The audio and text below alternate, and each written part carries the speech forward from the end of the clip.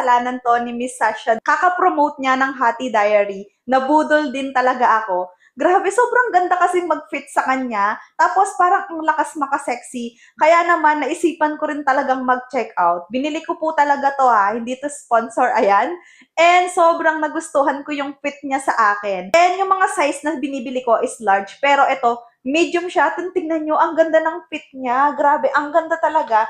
Tapos, balak ko siyang iterno sa short lang. At the same time, kaya napili ko rin talaga na gawin siyang medium. Nakita ko kasi na waist trainer siya. So, perfect din talaga siya kapag nag-exercise ka. Grabe, sobrang ganda niya at hindi ako nagsisisi. Bakit ako nabudol ni Miss Sasha, diba? Dahil sobrang ganda naman kasi talaga ng quality niya. Ang ganda niya talaga, promise. And parang mabubudol ulit ako at bibilhan ko rin yung dalaga ko nito. Ang ganda niya, perfect din ito sa mga dalaga. Grabe, diba? Pwede rin yan sa pants. Oh, diba? Ang ganda niya. Kaya kung ako sa inyo, nag-iisip kayo at parang mabubudol na rin kayo, huwag na kayong magdalawang isip dahil ang ganda talaga niya.